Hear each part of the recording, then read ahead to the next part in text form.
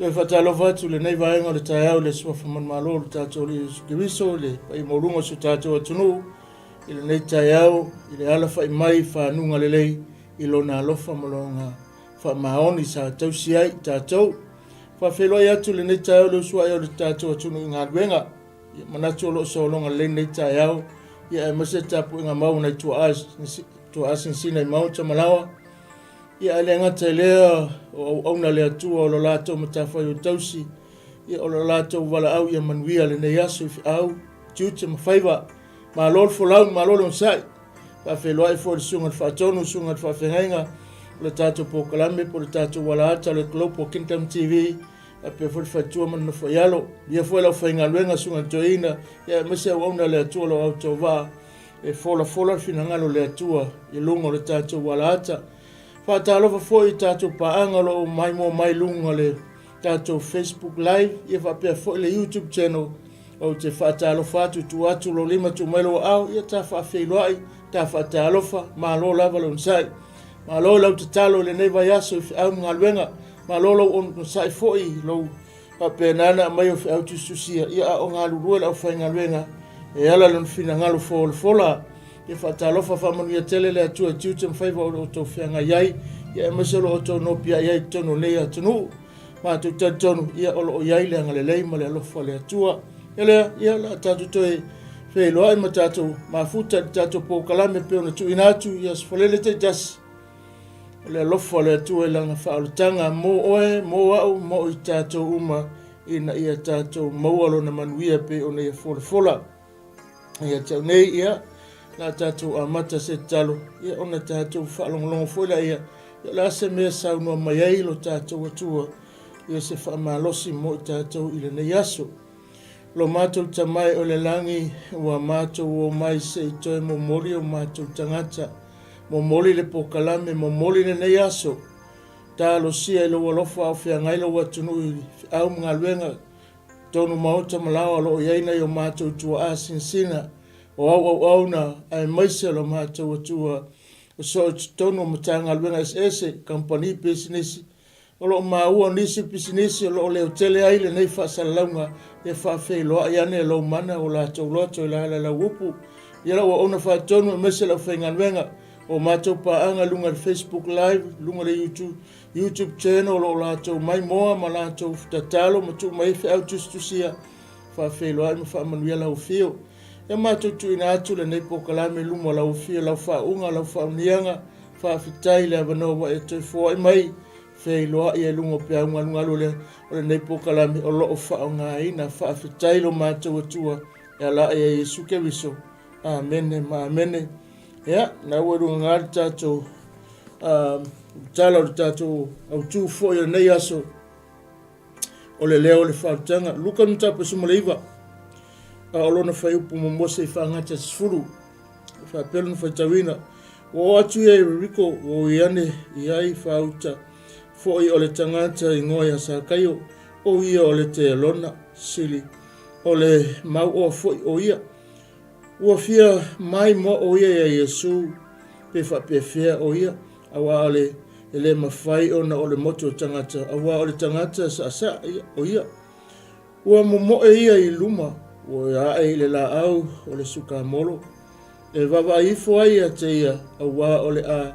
ui ane ai o a Yesu i le mea o na tepa ele o ia o sirfia o ia o na whetala i atule o ia sa kaio e vave ifo ia i la a wā tau ona o iai tau ona o nofo i lau fale i le aso nei o na vave ifo i lea o ia o tali mai i a te ia ma le fia ua mui uma e na iloa ua whapeane ua alu atu ia i le tangata ngasala e api ai a ua tū mai sa kaio whapea mai le alie whauta le alie o le a o vailua ina atu a o mea i e mātitiva a vai foi ua te ngase tasi e te e lotua in ane o te tautai wha atu ua whetala i atu Yesu i a te ia ua o mai le whaoratanga i le ainga nei i le so ina ua whai o ia matali o Abrahamo. A wā ua o sau le atali o tangata sa ili ma whaaola i le ua leiloa. Ia o le fionga le atu e tu mawatu ia te ialo na vi inga le nei tae ore na upu o tātou whaitau ma whaalongolongo ai. Pena ona ia whaalau tele mai mo tātou i le nei aso lona whina ngalo ia pena ona tātou whaalongolongo ai. O le tala i le tangata o sa kaio o le tangata foi wa esi la fia o le tala anga o le tamaloa pe ona tātou whaalongolongo o le tamaloa o le tangata mauoa. O le tangata foi o le tangata o la funga e tu le lei e tu mawalunga foi ia e tu tono le maro o ma le maranga alwenga le foi lea lea i le tusi le po le tala lea e itangia le tangata lea e fai mawhili o iutaia le tangata nei o ngā winga ia la lena maua tu le tatu tala le tatu tusi peno foi tau o na winga e le lei o na winga e whapena o na faya awala se o na winga e whapena o na faya awala e mawhai o na mou mai tupe. E na te whao ngā lala fo lea ti ngā ia isa wa elu ma tangata i le tangata ma na mea le ngā whai.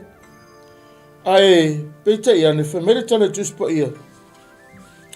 O le aso le loa e sa kai o le aso le manuia, le aso le wheiloa ia i le tangata o le a ia whaasa o ina lo na olanga. O la wheiloa e maritangata la tau tarsao ia te ia tūlanga pe o na ola ai. Mai le lofo sa kai o le aso le la o mali whaatanga pe o le upo le tusi. Ila o le sire ma nei o le tala pe o na tātou whai taulanga le upo muli le tusi le na tātou whai tau polo kalafa muli o le whai taulanga ka whai taulanga. Whai mai a ia a wana saula tali o tangata sa infa o la le ua le iloa. O le tasi la lea tala ma nei a loo titono o le tusi le nei. O loo whaape nana o mai ele winga. Ma le a ano o le ola. Ma le whaola tanga o le tangata. Nga sa ili aile ali ima ia whaape nana tau mo whai. E mo mori le whiau o le alofa tu no o lon tama i tangata. O lana misiona whaola. O lana misiona e mori mau. Lea na sa ili. O sa kai ole ima whau e whaape nana whailoa e maleri i aso nei. Ai whai mai le tala. Na whaalonga loo ia, o le awala na ia whaia, tau mwhai su se me whaapea nana, mo se avano se o tai al tangata, langa o tapena whai, o tangata inusia. Langa o tangata whamei na totongi e Roma ni la funga ma mawha i tau nuunga i me uma. Mala mawhai al tamaloni a wala te telefo, la e whaapea na o na mawai. E mele o tala tuspa ia la tu te pule, na te te e tangata i utaia i nei la funga o na ua, sa la tau whaa, le pe nana fa no no lango le pulenga fa le la langi maona tu fa pau ai sa fa malo sia pe ila tau te tongi ala tau la fonga le pule anga roma tembilea au yeli tamalo o lo yeli tangata le o le mafo anga le la inga na fa se a tangata le temila feroinga mai ao la fonga ni so tangata sili ona le a ele a funga niso tangata sili ona le fia ia e sa vai o tangata iutaia e ala ile fana nau mai sa la tau fili nga lue mo Roma ma sa ta uo tangata foi su o tangata e fata tala tu lo tangata ene o le taunga nga ta ua tangata iutaia ma sa vai lo sko ingo ia sa kaio po le fa ingo inga lea le tangata e fa pena ona au o ia Roma ma le lantou mele o le ala le fo ina mui e tangata ina ua latou i loa ina Yesu ua aluatu i le fale o tangata au la fonga e ngoia sa kaio ai ui lava ina whanau maisa kaio o ia o se tangata tau whase ai sa alofa lava Yesu ia te ia e tau ona tātou alu ese mai neitu ai ngā langona neitu inga manatu ma neitu inga whainga langa ile isawia Yesu e whapena ona whaonga ina ni tua inga langona o tangata mani tua inga tua inga la tua inga e tasi le misiona na fio maile ali ina ia whaola ina le tangata a tiro i le whainga na whaia sa kaiola na lana awala i mawhaia ona sa o tai le tangata lea e le isa ili Yesu o le malanga Yesu o lana misiona whaola a o le ngai o inga na whaatino e sa kaio e tau mai ai o le tangata ua saunia mo le whaolatanga, mo le ola, ma le manuia o le atua, le ana lai e ona a ele tangata i ile la au o le tangata fa me le tala tus pa o le tangata pu sa ma le tangata fa na ona faia sina le fia ai o Israel i ona winga ma ona ngai o inga mana me fai o la nga luenga fai ma fati nga i tangata la ngai kangor ka malo fa tele la fonga yao ia wa vai le si vai nga ia tia fa pena umar mele tu por taimini la langi se me fai malo se foi me fai tua se foi fenga tangata le fai ai tasile me ma na ia ile ne mata upu sa o ina ile tangata ilo no langa ile le ia taimi tele ilo ile fa o tanga ma tele ilo ile le tua mo na fina ngalo ale taimi ne wa ilo ba fina wa fa pena na mala mala ilo na fina ngalo ele ngi me fa la tua ai vai ia pe a fua tu le talia tu o le moto tangata ia te ia a tono sa ka yo se ao la funga sili ona pi o peita nei loa na manino nei loa le ia na fa sao o lo na olanga na fa sao e sulu na olanga e ala i lo na fua ia tu mai mastima fa ali ai lo na tantonunga i le atua tusa ma le vala au ua vala au ai le ia te ia fe mena ia na feta laile au fa na fate ia le au fa longo ina ua na fate ia le au le moto tangata mala to sa murmuri ina ua feta lai atu Yesu ya sa kai o le talio o io le talio Abraham mankola o fen kankali e la ko le tala le asa le ngai mawalunga le va ai tangata ni ele anga le olanga sa kai sa o ele anga le olanga ele le o lona olanga la le fai awal pio ona awala fai awala le o wala potpala le ala lenga fa mekala Yesu le aso nei fa pe nana ta wai o le tali o Abraham ai se le anga le tu di mata ia tangata lo langa winga tu wai o le va ai ale la lo langa ta to po le ale ro le ta to o langa sai ai e tu di mata ia tangata ta to langa tu wai e la tu tele loa le tangata fo pe o le taimi tadia Yesu e fai mali mo fa lo pe no family l'apostolo Paulo luko ni tamta po lima fitu wal o se o ia ke wiso fa auto tangata fo o vai me tuai fa fo wina me uma le ala tala no Yesu ia sa kayo o le aso nei au fa longo le moto tangata muy lo inga aisa ele i o se la tu tanto lunga i le mele o le aso le fa pena langa lai tu le tangata i lo lato ma fo o le tangata ina pi o le abio o le tangata ina le anga le abio keroi Fapenga umale mea e o ya tatou. Fapenga umale mea sa tatou yai. Fapenga umale mea sa tatou ui mai. Ele aia se sen sau le lei.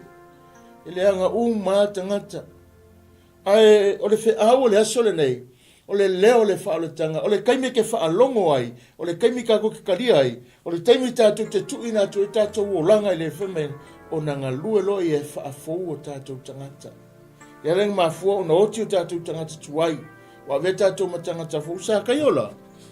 ile kaimianga na tapena Yesu le olanga o tangata o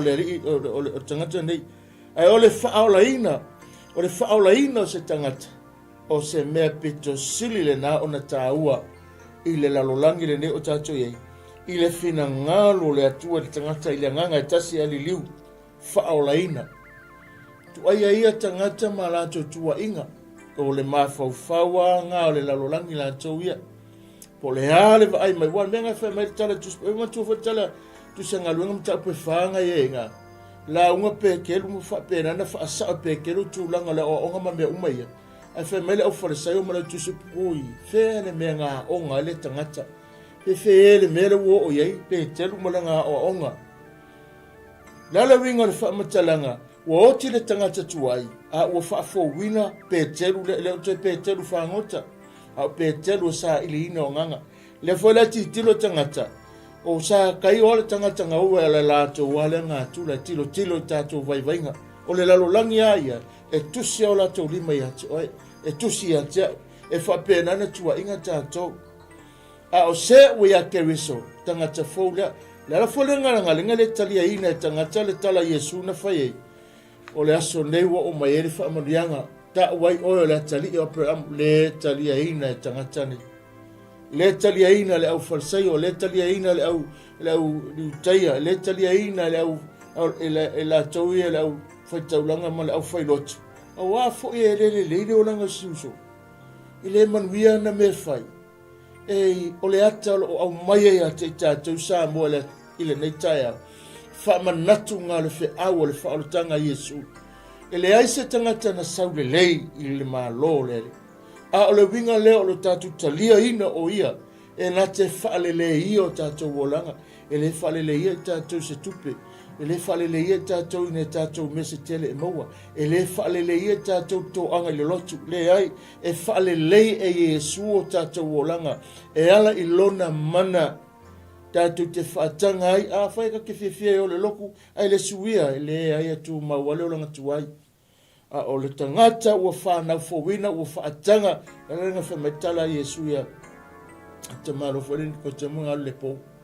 Alu va pena na fia tala noa ya Yesu. Ma ia mana o fa pena na mori mawatu. Fa mai tala Yesu ale te fa nau le vai malenganga. E te le fa pena na sao le malo. O le manatu le tangata. E au o na toe fa nau fo wina.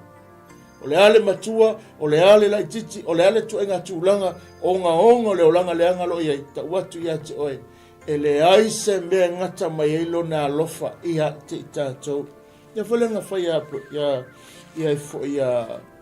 sa kai o whamaira ia.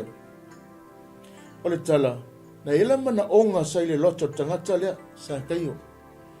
O le mana onga sai a sa kai o, ilona lea loto sai e whamaira na mana onga whamai. Ta mai le tala tusipa ia sa ili, sa wa ai ia Yesu sa iai le neita maloa le fia wa ai ia Yesu a tonu e tele tausanga amana o ai ia se mea e whailoa ia ma le tangata lea. Malona loto e whapea nana fia wa ai mo le peitai o le tamaloa le nei o sa kaia na whanau mai lona loto i se taimi wal se taimi vave lava lona langona lea malona maonga e fia wa ai a Yesu. Lea langa lenga tupua e le taimi lea. Ma lona langona fe mele fa mtalanga lona loto mo lona o le mele sai longa loto mo mo na sa fa nau mai tamalo se langona fia va ai va ve i le li. Fia fe lo ai va ve lava i le tu ke lo ma nei o le mele. O le ata le na fa atino i. O lona sa ilingo se awala fe lo ai. O le fa atino ino le awala na ia fa nga e halwe mai mo ia Yesu. O le atalea, o le mana onga lea longa loto sei, ua fia maua ai le tangata, e suia lo na olanga. E le faatali se alatu le fale, e le faatali se ila feiloa i sisi mea, ai na ia faongase a wala vave, e ui mai ai e faafeiloa i le tangata lea, ia o na maua lava se avanoa. A ua ngalo ia te ia o le aso le. Mele sai le loto, me mumunga, sai longa loto melo na rua sai le loto te malo o lona mana o ia mana na sai ole ona manatu sai ai i le taimi na fa mai tala tuspe a tonu ele i mana malama a tosa kai o mea na tupu i lona loto malona olanga ai ole i tu waso lea ma le taimi fa pena ona faia leli e fa feilo ai le tangata fa mai sa tayo e sa kayo le vanga longa lua o le vanga longa lua ngai nga na mana tu natu sa kayo sa iai ilona loto sa fia maua sa ia langona o ane memo mole sa mafa pena longa manga onga sa ili se awala lua ua mana tu natu e mana e feilo ai le tangata lea na ia fa saunia ai le awala langa ia saunia e alwe ina ia mau se taime e feilo ai me lona tolu o lona tūlanga sai ai fa pena o lona condition o lona tūlanga tangata o la fonga o lona tūlanga tangata ngaoi o lona tūlanga tangata leanga o lona tūlanga le ai o tangata anga sala e fe mai ai sai ai le fa fita auri asa kayo na tafia ai o ia male fa ala talata atu ile ali pei petai o le sila fia le tama lole nei e popo ma le fainga ta o nei loa na atu o Yesu ilana va ai o le tumo tangata ma le moto tangata feturani mai na ia whaonga ile a wala lea o le whaonga ina le a wala le na whaonga sa kaua e pe ai lunga o le ata le ana tau mai ai o lona condition nga lai le taimi na o lona tangata ma walalo o le tangata ele whainga tao na ia we mo mai sa ia la le la ngona nga tamalo vanga luna fa sa ya sa kayo wo ia mana tunatu ia Yesu po le ase me mo mai ai mai le vanga luna fa mai ina ua tu Yesu ilalo o le neila au ilea aso sila tu me uma tau ona ia iloa e winga ya sa kayo asa ia alofa pea na loa Yesu ale i o le fale na mana malama Yesu le tangata le ila te wheloai na i loa Yesu ala te le i whaatalofa whai mai le tala Yesu i asa kayo sau i lalo o le aso nei tā te wheloai te tauno na wholo fale o mea na i loa Yesu na i loa le Yesu o le tangata ngoi o le tangata au la funga o le tangata e whapena o na tumu eile e tumu i awala o se awala pio awala le manuia ai na whapena na whaafe le ilo na loto e langa o le misiona whaola o lana misiona whaola la vea ina ele tangata sala lena ia wala aulia ai mai ai alofa lava na ia wala aulia isa kayo sau lalo tate yo ilo fale o lona winga ai o le alofa mai pea o lona alofa mai pea ya te tātou ma lona alofa tu no alawa e whaolai nai tātou pe a whai tātou ti talia ina o ia o tātou loto lo inga mia rom tāpa tau tasi mo muato ma suma fitu whamea ia whaapea nā le langona o le misiona whaola le ali na te sila fia tātou tangata na te sila fia ina oe o te na te loa ina au e le aise me tase lilo o tātou o langa ia te ia ai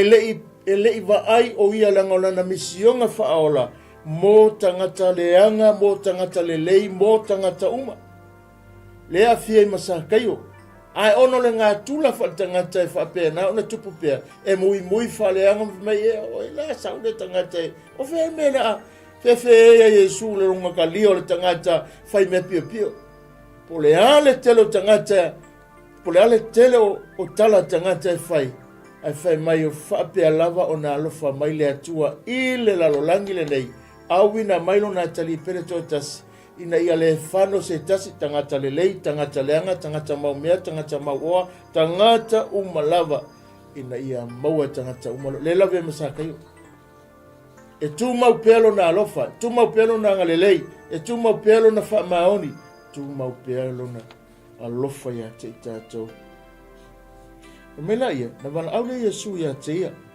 Na nga ia tu Yesu Yerusalema i le mea e mali wai o ia. Moa ngasala le lalang aena maua i lava lona taimi e taofi ai lana malanga ma apa atu ma whaola i le tangata lo whapenana le iloa. Te loe lona malanga lea na sau o lona malanga whaai ule na o lana misiona whaai ule a o lumanai lona maliu whamai aia aena maliu mai lava e whapenana whaataunu e whesolon mta upalua valu se i o leiva. E whesa mta upalua whai poe valu maleiva lo tala noa inga na ngai mai a o lumanai lona maliu na ia a mata inga. O waenga la ia tāua le tala nei, o lo whapena na tala noa ai, mo i tātou i le nei aso o te fia tala noa i le nei taia. E tonu waenga tāua e tono le tala lea, e whai ma o onga mo le nei aso mo i tātou. Mai o le whaola tanga sa kaio, ma le manuia i waenga nei e tolu, na a mata Yesu leo langa, ma le ainga lea, ma le tangata lea, ma o tangata umasai ei, whaatasi ma oi maa. Mai leo le tala, le tuspa ia, vaenga la ia tonu, ua o le tala nei, e whaamanatu ia te i tātou. E whaamanatu me ia te i tātou. Ele i whapea na uifua Yesu i, na i sila fia e ia, e ia le tangata le i, olo o ia le manaonga, olo ia le tangata le iloa le i, olo ia le tangata olo whapea na ona sau whaima i, olo ia le tangata whapea na ona tu mai e tatau, ona o iai le whiau, o le whaorotanga. Wangana ia toru, mua. O le mele ngai na manui ai, ma a whape nana tatala ai, le vahanga tāua le leolanga o sākai o me mua o le ustai. O le taimi lewa na wala au e Yesu ia sākai o le aso nei ta te oi o, i lo fale, o le memo mole na iloia sa kai o le tangata whaalongo mau stai. Whamei nau whaalongo, ka usi stai i le wala au o le lia te tau o na whaia le nei mea, ai le i o mai le whaaolotanga i le o langa o se tasi. Mai tasi le nei vaenga tā ua o le tātou stai atu i le upu o le atua. Vaenga tā ua le nā, e au o na tātou whaatino ina, tu uia la sa kai o leo tātou whaalongo. Na wala au loa le ali ia sa kai o, whape nā le aso nei ta tau ona o iei lau whale, sau fia fia. Ta lia fia fia, o le whaatinonga o le whiau, o le whaatinonga o le whina ngalo o le whaolatanga, na ta lia i le ustai. A wapo le ale nau nau o le whaola, po la fole mana onga o tātou tangata ia whaola ina, a e leu ustai le upo le atua, a le ustai tangata ma whaalongo, e le mawhaina o, e le mawhaina o le nā manuia, e le mawhaifoina e iloa le lei, e le mawhaifoina e ola ina le olanga kerisiano o le ono sai me tinga, o le letoi palau wale, o le letoi mui mui, o le letoi ngaoi, o le letoi whaia o winga leanga, ma mata ngape o na yeile uso nei. Ina ua whaola ina matalia Yesu, e so se tangata, e tā ua tele, o le vaenga nei o le ustai le olanga, o le tangata i le larolangi, o se vaenga sili sili o na whaatawa ina mō tangata umalawa. Io o pili, o lou o ustai le na e whaatino ai, o le manuia o le atua e whaatafe matutonu o lou ainga, e te hola ina i aso uma, e whapenana lavea ina ai lau whanau, lavea ina ai ia tangata, lavea ina ai le kalesia, lavea ina ai ia o ainga, aisea, la le tau le anga ina ai oe mau, la ele tupu e se whawhitau li tele ia tau, la ele mawhai o na hola ina au, ini mea le anga, aisea, o le ustai wana ia, ta tā ina au, o lo o yeile manuia le tangata lea. Vaenga longa lua, i le talane nei, o lo wapenana whamatala, o lona loto na te talo atu, longa loto na te talo atu. Open your heart i le atua. E mai na ofo ina atu sa kaio o ia lava ya Yesu, o le vaenga ta ua lava le nei, te tau o na whaia mua i le tangata, na te fia maua le whaoratanga, o le tala ina atu. Whape na ona atu atoa lona loto i le alii o Yesu Keriso. E le mawhai ona whaola ina i tātou se ia te tala ina atu, le whaitotoa o tātou loto, ma whaatanga ina le alii te tonu i atoa e whaalinga tolu lo folo lo tu o ia matuitui. O lo tu matuitui le o mai le so tātou le tele italia ina e le whaia se whiwhiringa le lei e te le i loa ina le lei o Keriso i lo wolanga o le teimi le lei e te tau ona e tu o e matuitui. Whaia lo fina ngalo. E au ona tatala le loto. Wa ma se furu fai pa iwa ma se furu. A wale ngutu tau tino ai. E o mai leo a le loto. Loto e taritonu wai. Longa winga e tā ua tele ia te tātou le teimia na whaalonga e sa kaio. O longa loto na tatala atu i le mea leo o saunua mai leli. O le mea leo a mai leli ma ia whapena na whaalonga o se vaenga tā ua tele na e ona na foi na sau no ai le alima fa manatu ya sa kayo o le taua tele tatou fo ile nei aso e le mafai ona e loa le lei ma le lofa ma le ono sa ile ma le mi tonu le atu pe ale tala ina lo loto a fai ma walo loto le mele tonu ai e fa pena na fenga tana e loa le malu ma le me alofa fo a i mai le ile aso ma le aso e fa se a lo fina ngalo aisa e leo te tala lo loto vaenga longa toru oli sa kayo te taunga i eile choi e oli lo loto le te tauna ia toi sa matu afia fiesa kayo le avanoa e whaatasi ai ma Yesu ole tuina mai e Keriso ia te oe se oli tele e le mawhai ona whaamatala ina pe a whaapena ona e whaatanga ina o ia te lua ma futa pe maia e te lua wheloa i maia, e te lua mafuta maia. So se taime te whaatanga ina ai o ia, e te tala le aline mea lofa na nganga pa ia, o fua ia na nganga pa ia, lo le kalatia,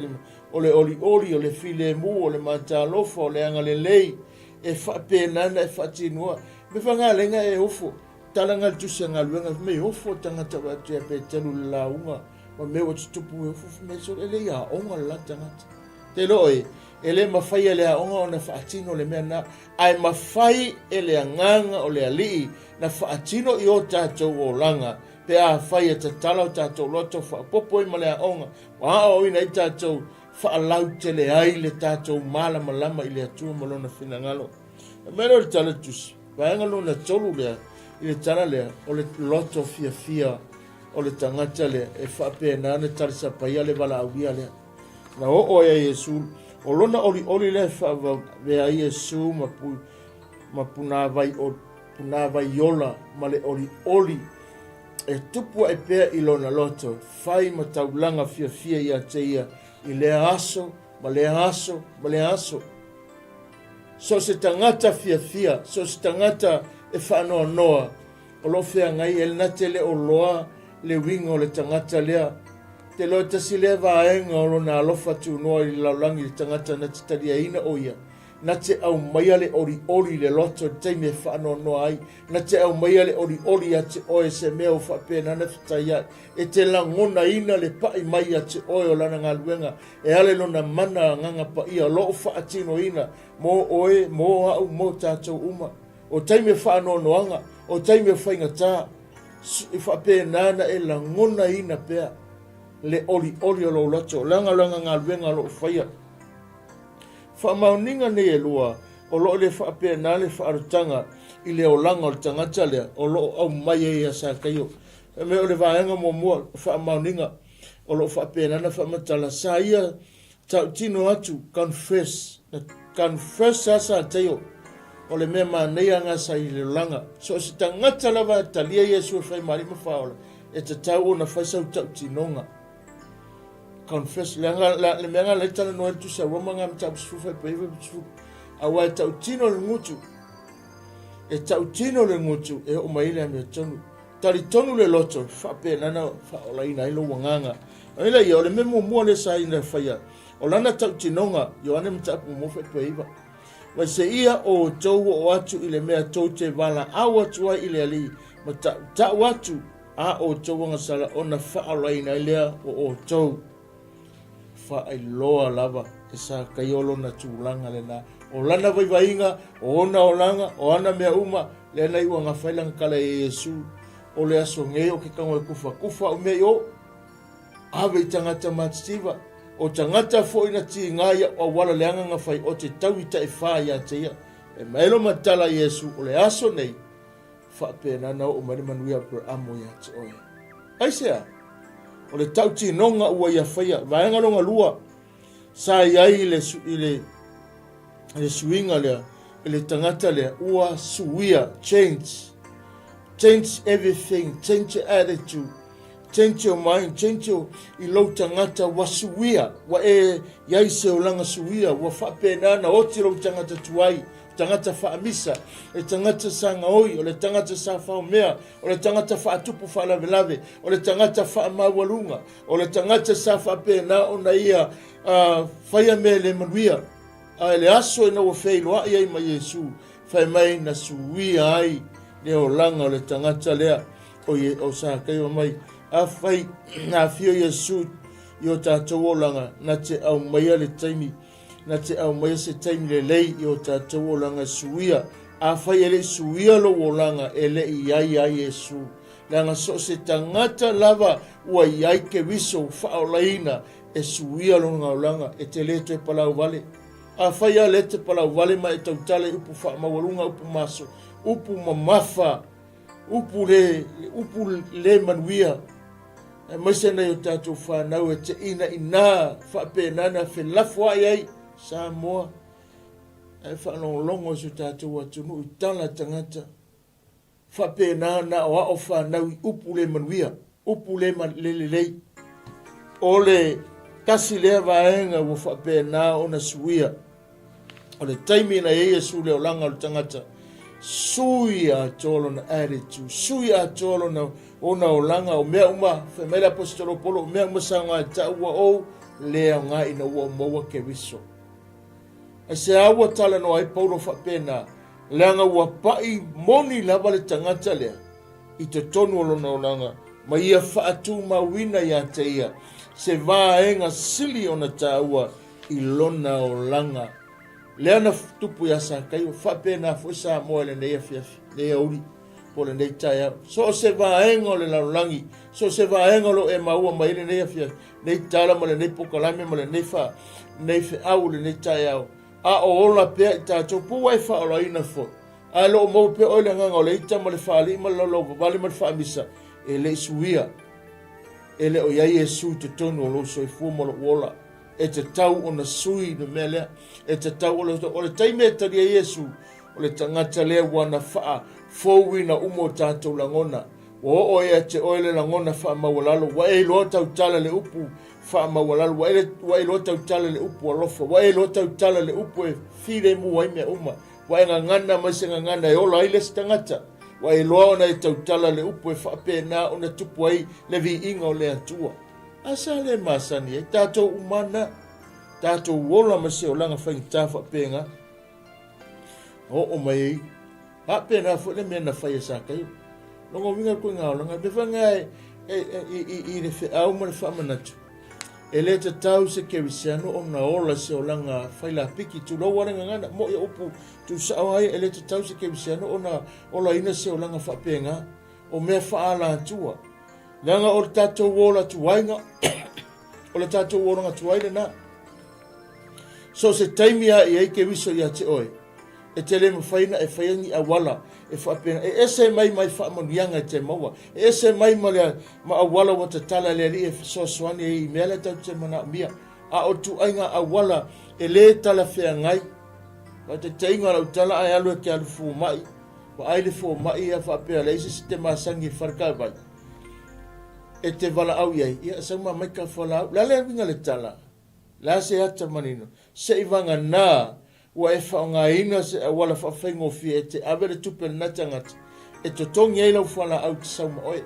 e sauma le na tangata, ai a whapea o le te mawhawhau e whisosoni o le tangata lea, e a wala mai ai. Sa moa o le tele i o me whapea, o walua e pasi lau ta awale, le siwa i teime matu tele umai. O le mau te tutu le lainga ui umai mea uma. Ai o ese mea oso mai isi tangata mana tau whainga. E la ua keusiano sa whapena o na a mafuta fu Samoa. E mere tala le tangata, ai ko sa pasero ka wale na mai leita, whaikalia umo kangai, o walu lau kama masangia. I lau la ngona, ma lau tangata, ma lau tatonunga wha keusiano. Ina wau talia Yesu, a fia ele ali in nei mea kake whai. O fia ai le atua i le mea tau te whai. O awala pio, o awala le manuia, lenga kupu ya sa kaio. Ina ua whaola ina, ina ua ola paulo le upu ma ia ola ina Yesu ke Yesu whame ua lea o ngā nei mea umai ate. Kasi le vaenga tā hua o lau talia ino Yesu e whai maali ma whaola. A mera ia, o mai whaotanga tele te maa lo sa kaio. Me la yo le vaenga o ta ua na o le tara wha na avea Yesu le nei tangata puu ma le titi ma whaasawina ai o ia e whaawau e whaia foi i Yesu ia te i tātou e o mai a te ia ma le whaatuatua o le whaolatanga e whaawau e whai mo oe ma au e ala ia Yesu ke wiso i so se tangata whaatuatua o le misiona whaola ke wiso e le mo na se tangata to tasi, e le mo na se nuu to e tasi, e le na se malo e tasi, mole lalo langi a toa, le a fia ai masa kaio, a fia ai maoe, a fia ai mau, a fia ai Samoa, a fia ai ma New Zealand, a fia ai ma Australia, e o mai le so, o lo wha wau peale na misiona, ana misiona wha, e wha manatu mai e Yesu, ia te tātou sa iai o ia nei ile taimile na e la vea i tanga sala mo lana misiona whaola, mo lana misiona e whapena o na la vea ina ai le tangata i lona alofa tunoa, ma lona anga le lei, ma le fina ngalo, le poka lame a toa ngā le atua, na au mai ai mo le tangata, ina ia whaola ina le tangata. O le manai alau sa kai o na au mai e sa kai o le ata whatetai o langa sa o lai na whai mawhili o tangata, na whai mawhita i tangata o na longa o langa leanga. ai ina ua whaolaina le tangata, fa melu matana tusi pa ia ua tautala lo le amea tonu, e itangia le tangata e whaile amea sa, e itangia le tangata e tautala le amea tonu o le atua, o le alofa le nei o le atua, e ala ilo na alo Yesu Keriso, mana o ia foi, na te whaasauina i tātou e tusa lava po le ala i tu ainga tangata o loo iai, po le a foi, le onga o le olanga lo tātou wola i le angasala, e whaia lava e ia e tusa molo na alofa, e whaawau mai pea i a te tātou e tusa, malana wala au e tātou, ina ia ve tātou matangata ua talia ina, ma whaola ina i tātou i le alofa tu noa o le tātou atua, o lo whapenana au mai ai, le ata manino, le ata o le alofa tu noa, i le Ioane, o lo namata upa suma tolu, o lo whapenana au mai ai, Ioane tolu whape suma fitu. O le mea lava lea, whameretana a le Ioane ngai tolu su fitu. E le i whapenana mai le atua le atali e whasiot e whaasale laulangi, aina awina mai e le atua le atali e whaaola i le laulangi, e le isauna Yesu e whaasala, a whemaina sau e whaaola, i le tangata ngasala. Awa ele awina mai ele atualo na tali i le laulangi ina ia whaasala i le laulangi a ia whaolaina le laulangi a te ia. Ele isau e whaasala. Ele isau e tongi sala. Na sau e tutongi lau sala ma lau sala. Na sau e whaave ese le tātou sala le e saungi e palasi a te tātou. Ona o le atua malona malo. Ona o le atua malona finangalo. Ono o le atua malana wala au. Le alafo le ngalenga wha mai kala Yesu i asa kayo o le aso nei ua o mai ai le whaola tanga i le ainga nei. Awana usau sa ili le na le iloa. Na usau sa ili ina ia maua le ua le iloa. O lana misiona na whaatino, o lana misiona na whaailoa, o lana misiona na whio mai o ia i le laulangi nei ina ia ola au le tautala. Ina ia whaolaina i tā ua le te whaanongolongo. A le iai la le alofa tu no le atua. A e le taria ina la le alofa tu no le atua. E mawhai e tātou o na tupua e o tātou loato. Se vai vainga ma se whaale tonu o tātou manatu. Ma ono o e tātou le whaasala lo whaatali mai. So se tangata taria Yesu whai maalima whaola. Ua ave ese mai tātou mai le sori ngā tūra whona. Ma ua ave ese tātou mai le sala ua whape nana tuu i taimi mulmuli e pe a i ule ola lo tātou wolai e whaasala ina i lātou u malawa o e le taritonu o e le italia ina o e whai mai e whape nana fōringa e foi e whaola ina a o lātou a mio o le mea piko silia lea na tupu ya sakayo o lona mio le ngā le fia isa wa elu o vele ngā mui atanga tawhi mai wa alu Yesu i le fale o le tangata ngasala le. O la tala noa i le sai o tangata ila na mio safai. O la tala noa i le loto o tangata ila na mea la olai. A e le iloa e tangata o le aso le faulang, o le aso manuia, o le aso le waiei sa kaio. Po le ale lo roto, po le ale mere te whaia, le uso le tuafine le tamale tinale ainga le nei aso lo e whanonglonga po whea lava sa moa po whea lava le lalolangi lo e whanonglonga po tonu nei atunu a e whai e tele italia ina Yesu le te ola ina lava le olanga tuai la whenga whenga e whaamisa la whenga whenga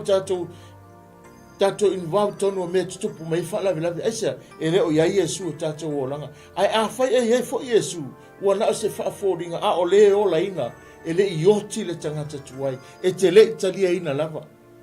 E te le italia ina lava. Leanga le tala noa tātou, o le taimi lava e Yesu o tātou o langa. Wa tele vaenga o le olanga e suia. Wa tele vaenga o le olanga e avesea. Wa lulu wina le lefu tuai lea. Ai tupu ai tonu se olanga fōma se olanga manuia. Ona ua tātou, talia Yesu e whai mali ma whaole o tātou o langa. Ina ua tātou iloa. I le laulangi ina ua whaola ina i tātou uma i ala i lana maliu malona tōtu man malo. Ua whaavasenga, ua whaatūlanga, ua aveai oe mau. O tātou ua whanau. O le taime te taria Yesu i lo langa. Le ngata e ave ese eo tātou winga matangama, tātou winga leanga ino sia i tātou tangata. So se kaime poko ele ia le nā na tunu pole na nu pole na ainga whapena na milo toma tangata e ino sia e le fia i o langa sia tangata le sepe whawhea e ala na whapenga o le ngā tūla leo tātou sa tātou ui mai ai a ina ua maua ke wiso ma tātou talia ina Yesu e whai marim whaola na sui e ngā sa kaio na i loa sa kaio o le aso le manuia ua ngai mai na i loa sa kaio o lona ustai e manuia ai na i loa sa kaio o lona loto wa ka kaunga whaakinga o le melea sa ti ngā e tangata o le aso o lona manuia le nai wa i loa sa kaio ina ua ia i langona ina le ori le ali i lona o langa malona ainga wa ia whaatanga ai wa ia au mai ai le ola lana i te tonu ia te ia whai mai tala tuspa ia tātou tusi whai tau nei tai au i le lukanga fumaleiwa o lo whapenana whamanatu mai ai lea le vaenga tāuala le tala ia te tātou au mai ai le vaenga le leilea o lana misiona la le winga misiona o le whaolaina o le tangata ma ia maua le tangata le manuia o le atua na wala au e tātou maila na whaamatalanga i le whaipasifuru awa au sau awa na sau na tari o le tangata e sa ili ma whaola i le na le iloa o amai o sa moa i le nei taia o amai o tātou ainga o amai si o mangaro o iai o nisi taimi o whaapea o wa milo whaatasi tātou ma mea whai le lalangi wa ngangana whaatasi fo tātou ma mea tupu mai i le lalangi ma whaapea nā ona e whai ai i atua inga tala ma whaapea nana e tau ma whai e ola ina ni mea le tatau ona tā na inu le tatau ona tupu titono le tsi o manga whaatua tua mafua ai ke roa le ngaruenga telele le whiri le whai o le ngaruenga piko sili lea na whai le ti apolo le taimi nei o le lau mai o meleanga uma e whaapea nā o na whaaita i tātou loto awa uma na whaamangalo i tātou wa uma na maliu ke wiso wana tongi ola i tātou wana maua lea wa tātou maua lea wanoa e talia ai o ia i le tātou whaatua tua ma tātou whaapea atu ta tala atu mātou loto Yesu whaauru fale oi o mātou wanganga whai oi mo mātou wali ina Yesu ia se olanga a whai e te fia sa ili e sui alo o langa e whapet sa ili se si mea te fia malanga se si atunu e sui ai e ke fiu e fe malanga i alua tupe te malanga solo ai e le maua ai lo o iai ai o taftafa nona e sau whaia e wha mawalalo mai e wala au le ali o a o le tangata sala o usau e wha maangal wha mamau wha pa ia ina wha pēr nana tau whimawina o mātou loto i le alofa o le atua. Iesu o uloana e maliu mo au, mea lea te tala atu lo loto. Iesu o sau wha mangalo o leanga, o uloa o le li alofa, e lava matutoe lo alofa, mangalo ai lo tangata. E le tawalu o se tangata na te whaia, te le tawalu ni bātisi te tele tangota te alu sa, ile inisi atunu, o lo o iai ni usila, o lo o iai lo fale, o lo o iai ile mea lo e whainga nuenga ai. O lo tu yo tafa ma faatali le taimi e te wana awa tuai e tali sa paia whai mai tala tus paia ori angelo le langi i tangata to tasi ai li liu ese masala mo whai mai aia ila na upu le nei tai au na saula tali o tangata sa ili ma faaola i lena le iloa o amai oe o amai o le wo o amai o le uso o amai o le tuafino o amai o le ainga le nei tai au te lo oi wa fia o ia le langa a le lava lo ngai oi le sa ilinga na o sau sa ili feilo ai o lo au nai au na le atua o e lo la to mori maula na upu so se vanga o lana sa ilinga le na nai fai le e manatu ai ni manatu o tangata le ai o lo nga lue e sa ili le o le loa fa wa le fe au tala le lei ono Yesu ia manuia le nei aso le tatu ainga fa manuia le atua ring nei weekend lana upu mo oe mau na manuia sa kaio e lona ustai na manuia sa kaio ina ua whapea nana ia wha maunalo na manuia sa kaio ina ua ta tala atu longa loto o ia ave ese ma ia whai atu o mea sa tinga ai le o ia ave ma whaatino ai le winga o le tangata whaolaina ai whaolaina e ai u tasi na vaenga whengata te lena e loa le alofa le atua whengtanga e loa whamungianga le atua. A o le alofa malanga leo le atua, leo wa tātou mafutai, a pena nanga le whamanui atu le atua lana upu le nea fia nei tai au, tau i nei e whalau tele mai lo na nganga ia te i tātou, o moli aile nei weekend, tā pena i tātou, ia whamanuia, lea oe tamā, ia tātou tamā uma, ia whai oe ma, ia whapea nana o inga sa kai o tātou o langa. O le tangata e pupu a te lele atua ilo na o langa. E pupu le tangata a o le atua sa na maua o le atua te le. Apea nata ma ia whai alau whai unga le lei e manuia ilo a inga. Ia te lele atua ia te oe pa ia e mauti noa o lo o iai le atua iau fufuanga. Ia whamanuia le atua i tamā umalawa sa moa ma le lalangi. E masisu tātou atunu i whianga iai tā penanga. Ia manuia ta penanga le santa ma manuia le weekend anga le leile atua ono Yesu. Amen. Amen. Lo ma tu tamai toi fa fo ile viinga o mori le fa aftai masi tia le loto le nei tai au. E tu maula o fio le viinga ma le fane tanga ono lo wanga le lei. Awa ua matou maua le nei aso. Ua manuia le nei tai au na ua e foa ia i matou lau upu. Wa e tatala lo fina ngalo wa fai ma wa onga. So se tasi na whaalongo i talia longa loto, ma talitonu longa loto, o le atua manuia, o le atua alofa, le atua sa ili, le atua na e au maia i mātou Iesu ke wiso, sa mātou leilo loa, te talo wha manuia nei tae au lau ona, whatua, manuia o whenga luenga, manuia o le so mātou atunu whenga i mga luenga, nei whanau wa onga, nei aso whenamsa ingo tutoe, talo tu ina tu me umela fio matu talo lea ma leolenga ala ye Yesu ke visolo matu faola. Amen. Amen. On ye tele le nei asu tatu tu fe lo ai foi se aso ile lo fole tua ono Yesu. Ben